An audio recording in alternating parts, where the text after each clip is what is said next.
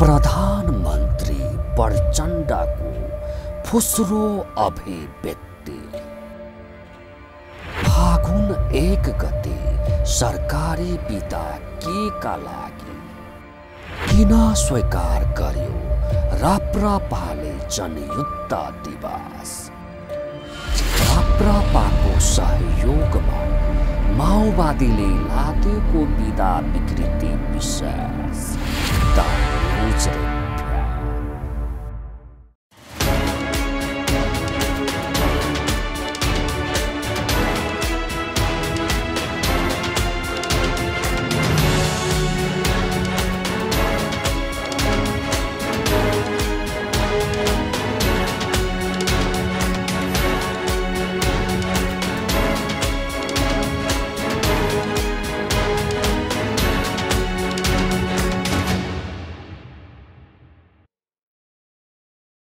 नमस्कार, खास न्यूजको बहुकोणी चिरफार गर्ने कार्यक्रम द न्यूज रिभ्यूको आजको अङ्कमा स्वागत छ।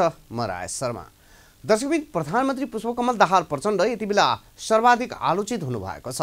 फागुन 1 गते जनयुद्ध दिवस भन्दै सार्वजनिक बिदा घोषणा गर्नुभएका प्रधानमन्त्री प्रचण्डले आफ्नो राजनीतिमा ठुलै मूल्य चुकाउनु पर्ने सम्भावना बढेर गएको छ।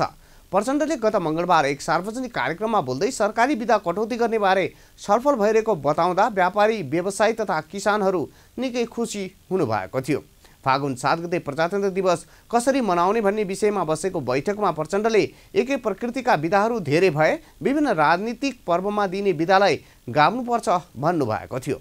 हुन पनि जनअधिकार प्राप्तिका लागि पटक पटक सङ्घर्ष गर्नु परेकाले राजनीतिक पर्वहरू नेपालमा धेरै छन्। ती सबै पर्वहरू सरकारी बिदा दिने प्रचलनका कारण मुलुकले प्रगति गर्न नसकेको तर्क गर्नेहरू पनि हुनुहुन्छ। यो तर्क गलत होइन। 104 वर्षको जहानिया राणा शासन ढालेर प्रजातन्त्र स्थापना भएको दिन हो फागुन 7। फागुन 7 गते प्रजातन्त्र दिवसको रूपमा मनाउन थालिएको करिब 7 दशक बितिसकेको छ। तर प्रधानमन्त्री पुष्पकमल दाहाल प्रचण्डले सफा मनले राजनीतिक पर्वको बिदा कटौतीको प्रस्ताव ल्याउनु भएको होइन रहेछ भन्ने कुरो उहाँको गतिविधिबाट पुष्टि भएको छ। फागुन 7 गते प्रजातन्त्र दिवस कसरी मनाउने भन्ने बैठकमा बोल्दै गर्दा राजनीतिक बिदा धेरै भए घटाउनै पर्छ भन्ने प्रधानमन्त्री पुष्पकमल दाहाल प्रचण्डले फागुन 1 गते समेत सार्वजनिक बिदा घोषणा गर्नुभयो। आखिर के हो जनयुद्ध भनेको? मुलुकलाई के उपलब्धि दियो यो युद्धले? कुनै एउटा पार्टी विशेषको पर्वमा सरकारी बिदा दिँदै जाने सिलसिलाबाट मुलुकले कहिले मुक्ति पाउने? सरकारी बिदाका बेला निजी क्षेत्रका कर्मचारी तथा कामदारले के कस्तो शास्ति बिहोर्नुपर्छ? बिदाका बेला श्रमजीवी वर्गको रोजीरोटी के कसरी खोसिने गर्छ? वर्षका 365 दिनमध्ये कति दिन बिदा हुने गरेको छ? बिदाको सङ्ख्या धेरै हुँदा मुलुकको आर्थिक उत्पादन के कस्तो असर पर्छ? लगायतका तमाम प्रश्नहरू निकै पेचिला भएका छन्। प्रचण्डले पहिलो र दोस्रो पटक प्रधानमन्त्री हुँदा जनयुद्ध दिवसमा किन बिदा दिनु भएन? महान भनिएको जनयुद्ध दिवसमा बिदा दिनुपर्ने आवश्यकता त्यति बेला किन देख्नु भएन वा ठान्नु भएन? अहिले बागमती प्रदेशका मुख्यमन्त्री शालिग्राम जमर कटेलले बागमती प्रदेशभरि बिदा दिने निर्णय गरेपछि पेटी बुर्जुवा प्रचण्डको घैँटोमा कसरी घाम लाग्न पुग्यो? प्रस्तुत छ हाम्रा सहकर्मी बिन्दुकान्त घिम्रेको सहयोगमा तयार आजको द न्यूज रिभ्यू। प्रधानमन्त्री प्रचण्डको फुस्रो अभिव्यक्ति। फागुन 1 गते सरकारी बिदा केका लागि किन स्वीकार गर्यो राप्रपाले जनयुद्ध दिवस। राप्रपाको सहयोगमा माओवादीले लादेको बिदा विकृति विशेष दर्शकबिन, चालु आर्थिक वर्ष 2079 का लागि सरकारले बनाएको क्यालेन्डरमा 147 दिन बिदा छ। तर क्यालेन्डरमा भए बाहेक पनि सरकारले आफू खुसी दिने बिदाहरूको सङ्ख्या निकै ठुलो छ। मुलुकमा 3 तहका सरकार छन्। यी सरकारले आफू खुसी बिदा दिँदै आएका छन्। उदाहरणका लागि पुस 27 गते पृथ्वी जयन्तीको बिदा सरकारी क्यालेन्डरमा थिएन। माघ 1 गते पोखरामा विमान दुर्घटना परेको भन्दै माघ 2 गते सरकारी बिदा दिइएको थियो। त्यसैगरी जनयुद्ध दिवसमा सरकारले दिएको बिदा पनि सरकारी क्यालेन्डर बाहिरकै हो। अर्कोतिर प्रचण्ड प्रधानमन्त्री भएको 1.5 महिना भन्दा पनि बढी समय भयो। सरकारले जनतालाई दिने सेवा प्रवाहमा कुनै सुधार छैन। घुस नखुवाई कुनै सरकारी काम हुन्न। जताततै भ्रष्टाचार र व्यथिति छ। प्रधानमन्त्री सचिवालय, राजस्व प्रशासन, कोलोनीका र वीरगञ्ज भन्सारमा बसेर मान्छे मारेको भ्रष्ट र घुसिया भनी आरोप लागेका बदनाम पात्रहरू हुनुहुन्छ। तीन पटक प्रधानमन्त्री हुँदा समेत प्रचण्डले सरकारमा गएर केही परिवर्तन र सुशासन दिन सक्नु भएको छैन। सरकारले गर्नुपर्ने प्राथमिकता निर्धारण गर्न सक्नु भएको छैन। सरुवा बढुवा योग्यता क्षमता दक्षता कार्य सम्पादन मूल्याङ्कन होइन, राजनीतिक भन्छुन थैलो र कोसेली पातले काम गरिरहेको छ। अनि कसरी सुधार हुन्छ? एउटा क्रान्तिको नेताको शासन सत्तामा त यस्तो अवस्था छ भने यथास्थितिवादी काङ्ग्रेस र एमालेबाट त सुधारको अपेक्षा के नै गर्न सकिन्छ र? दर्शकबिन द न्युज रिभ्यूको अबको श्रृङ्खलामा प्रस्तुत छ बिदाको नाममा सुरु भएको विकृति सन्दर्भमा यो चर्चा। तीनवटै तहका सरकारले दिने सार्वजनिक बिदा जोड्ने हो भने वर्षभरि सरकारी कार्यालय खुल्ने दिनभन्दा बन्द हुने दिन बढी हुन्छ। चालु वर्ष 2079 का लागि सङ्घीय सरकारले निर्धारण गरेको बिदाको सूची हेर्ने हो भने चाडपर्व बिदा मात्रै 47 दिन छ। 52 दिन साप्ताहिक बिदा भइहाल्यो। त्यसबाहेक कर्मचारीहरूले प्रत्येक वर्ष 30 दिन घर बिदा, 12 दिन बिरामी बिदा, 6 दिन भैपरी बिदा र 6 दिन पर्व बिदा समेत पाउँछन्। समुदाय विशेष र स्थान विशेषमा थप 19 वटा बिदा छन्। त्यसबाहेक सुत्केरी बिदा, क्रिया बिदा पनि छ। यसरी सबै बिदाको हिसाब गर्दा एक वर्षमा सालाखाला 170 दिन हुँदो रहेछ। वर्षभरिका 365 दिन मध्ये 170 दिन सरकारी बिदा दिएर मुलुक कसरी उभो लाग्छ? यसबाहेक प्रदेश तथा स्थानीय सरकारहरूले दिने घोषित तथा आकस्मिक बिदाको संख्या पनि निकै ठुलो छ। जबकि नेपालमा कर्मचारीको तलब भत्ता तथा पेन्सनका लागि वर्षको 9 खर्ब रुपैयाँ खर्च हुने गरेको छ। तर यति ठुलो खर्चको सदुपयोग राज्यले गर्न सकेको छैन भन्ने कुरा त 365 दिनमध्ये करिब 200 दिन हुने बिदाले नै प्रमाणित गर्छ। प्रधानमन्त्री प्रचण्डको फुस्रो अभिव्यक्ति। फागुन 1 गते सरकारी बिदा के का लागि किन स्वीकार गर्यो राप्रपाले जनयुद्ध दिवस? राप्रपाको सहयोगमा माओवादीले लादेको बिदा विकृति विशेष। दर्शकबिन केही दिन अघि प्रधानमन्त्री प्रचण्डले बिदाको संख्या धेरै भयो भनेर सार्वजनिक खपतका लागि मात्रै बोल्नु भएको रहेछ भन्ने कुरा बागमती र कर्णाली प्रदेश सरकारहरूले प्रमाणित गरेका छन्। फागुन 1 गते सरकारी बिदाको निर्णय गर्ने प्रदेशका मुख्यमन्त्री प्रचण्डकै कार्यकर्ता हुनुहुन्छ। जहाँ निरङ्कुश शासन व्यवस्था हुन्छ त्यहाँको सरकारले आफ्ना निर्णयहरूको औचित्य पुष्टि गर्नु पर्दैन, घोषणा गरिदिए पुग्छ। तर लोकतान्त्रिक शासन व्यवस्थामा सरकारले आफ्ना हरेक निर्णयको औचित्य पुष्टि गर्नुपर्ने हुन्छ। उदाहरणका लागि नेपालकै राणा शासन तथा पञ्चायत शासनलाई हेरे पुग्छ। पञ्चायतकालमा सुरु गरिएको अन्धाधुन सरकारी बिदाको प्रचलन 2046 सालको परिवर्तनपछि कटौती गरिएको थियो। तर 2063 सालको परिवर्तनपछि पहिचान तथा अधिकारका नाममा त्यो विकृतिलाई पुनर्जीवित गरियो। बेमानी यहीँनिर भएको हो। आखिरी फागुन 1 देशको पर्व हो कि पार्टीको? दर्शकबिन द न्युज रिभ्यूको अबको श्रृङ्खलामा प्रस्तुत छ यसै सन्दर्भको यो चर्चा। माओवादी नेतृत्वको सरकारले जनयुद्ध दिवस भन्दै फागुन 1 गते सार्वजनिक बिदा घोषणा गरेको छ। माओवादीले फागुन 1 लाई राजतन्त्र उन्मूलनका लागि आरम्भ गरिएको सङ्घर्षको दिन मान्दै आएको छ। 2052 साल फागुन 1 गते माओवादीले जनयुद्धको नाममा सुरु गरेको सशस्त्र विद्रोहका कारण मात्रै राजतन्त्र फालिएको हो भन्ने मान्न अरू पार्टीहरू तयार छैनन्। नागरिक समाज पनि तयार छैन। अर्को कुरो 2007 साल कार्तिक 24 गते नेपाली काङ्ग्रेसले थालनी गरेको सशस्त्र सङ्घर्षका कारण राणा शासन फालिएको कुरा स्वयंसिद्ध तथ्य हो। यो तथ्यमा कहीँ कतै विवाद छैन। सबै दलले स्वीकार गरेका छन्। तर नेपाली काङ्ग्रेसले राणा फाल्ने सशस्त्र क्रान्तिको आरम्भ भएको दिनलाई राष्ट्रिय पर्वको रूपमा मनाउनुपर्छ भन्ने अडान कहिले पनि लिएको छैन। काङ्ग्रेसले आन्तरिक रूपमा आफैले कार्तिक 24 गते मनाउँदै आएको छ। यता माओवादीले भने राजतन्त्र फाल्ने सशस्त्र युद्ध थालेको दिन फागुन 1 लाई आफ्नो देशकै पर्वको रूपमा घोषणा गर्दै सरकारी बिदा समेत दिएको छ। अझ खतरनाक कुरो त के छ भने फागुन 1 लाई राष्ट्रिय पर्व मानेर सार्वजनिक बिदा दिने निर्णयमा राप्रपाको समेत संलग्नता छ। जुन पार्टीले राजतन्त्र बिउताउने भन्दै जनतासँग भोट माग्छ त्यही पार्टी राजतन्त्र फाल्न सुरु गरिएको सशस्त्र सङ्घर्षलाई जनयुद्ध दिवस भन्दै सार्वजनिक बिदा दिने घोषणा गर्छ। यहाँभन्दा ठुलो विडम्बना अरू के हुन सक्छ? माओवादीले सुरु गरेको जनयुद्ध राजतन्त्र फालिएको कुरा स्वीकार गर्ने हो भने पनि फागुन 1 गते दिएको सार्वजनिक बिदाको औचित्य पुष्टि गर्न सकिन्न, किनकि क्रान्ति आरम्भ भएको दिनभन्दा क्रान्ति सम्पन्न भएको दिन महत्त्वपूर्ण हुन्छ।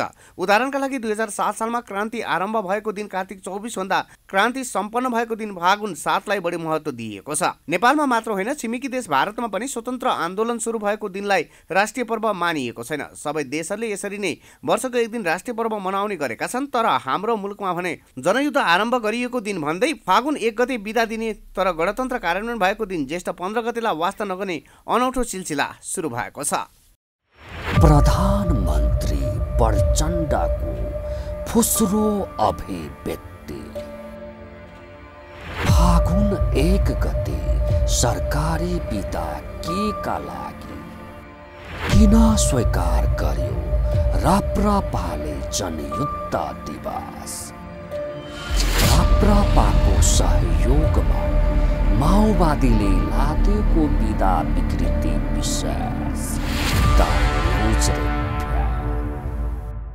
दर्शकबिन, नेपालमा जनअधिकार प्राप्तिका लागि पटक पटक सङ्घर्ष भएका छन्, जसमध्ये मुख्य उपलब्धिका रूपमा राणा शासन फालिनुलाई लिने कि शाही शासन फालिनुलाई लिने भन्ने विषयमा भने पछिल्लो समय विवाद उत्पन्न भएको छ।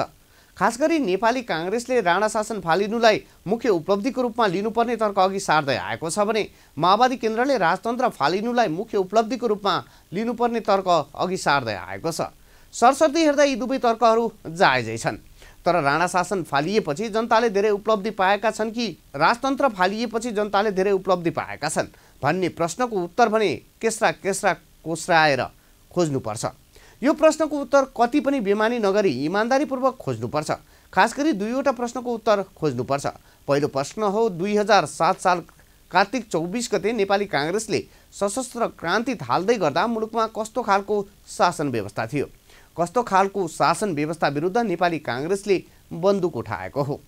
दोस्रो प्रश्न, 2052 साल फागुन 1 गते माओवादीले सशस्त्र युद्ध थाल्दै गर्दा मुलुकमा कस्तो खालको शासन व्यवस्था थियो?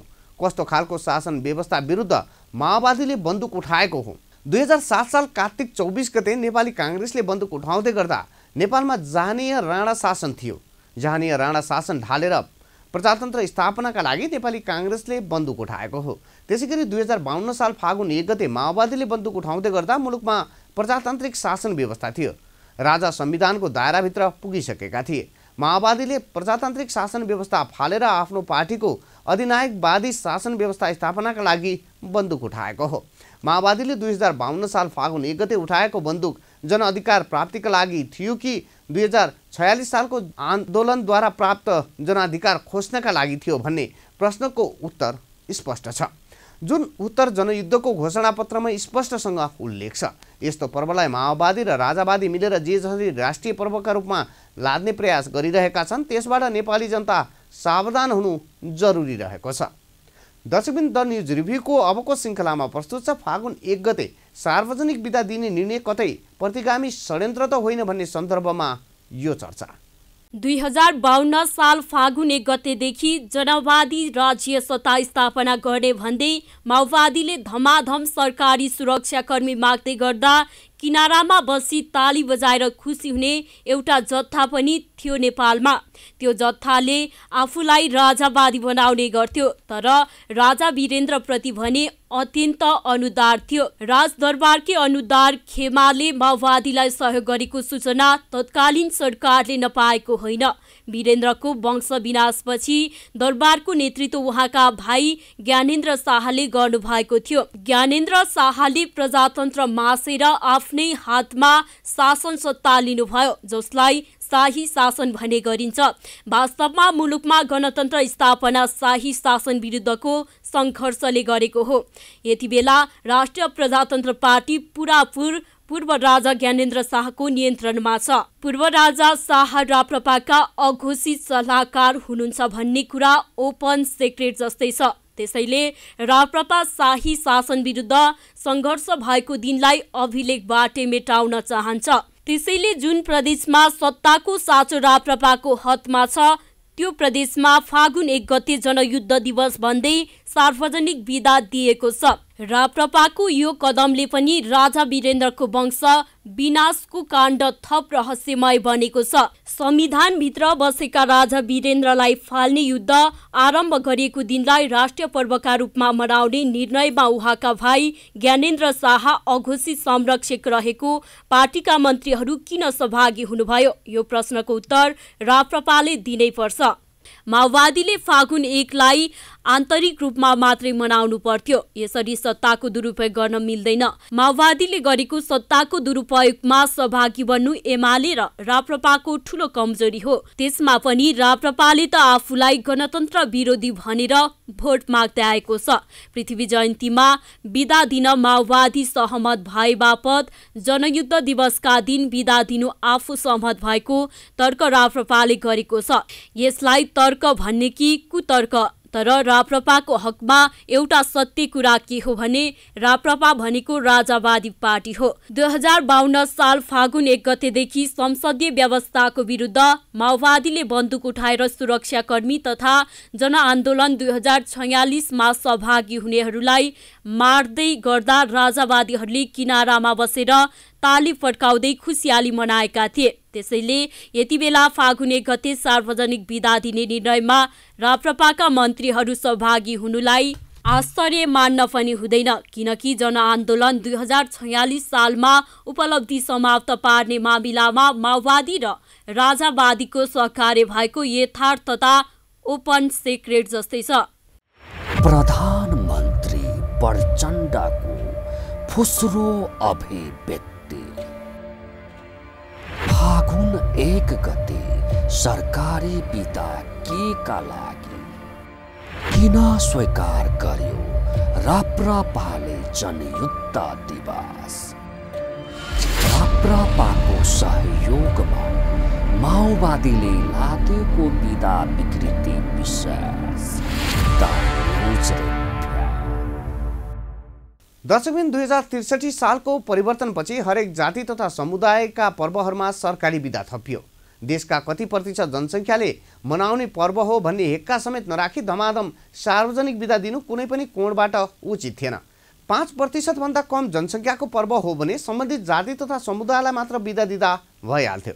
अर्को कुरा, गौर पर्वमा सुदूरपश्चिम प्रदेशमा मात्रै बिदा दिए जस्तै उधौली तथा उभौली पर्वमा प्रदेश 1 मा मात्रै बिदा दिने गरी नीति बनाउन पनि सकिन्थ्यो।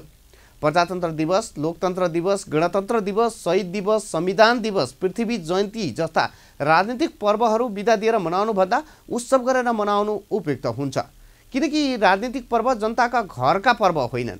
क्यालेन्डर अनुसार दिने बिदाले मुलुकको अर्थतन्त्रमा खासै ठूलो असर पुर्याउँदैन। पूर्व निर्धारित बिदाको समयमा के गर्ने भन्ने योजना कर्मचारीहरूले बनाइसकेका हुन्छन्।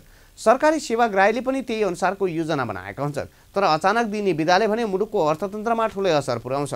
त्यही जानेर नै भारतका तत्कालीन राष्ट्रपति अब्दुल कलामले आफ्नो मृत्युमा सार्वजनिक बिदा नदिन सरकारलाई आग्रह गरेका थिए।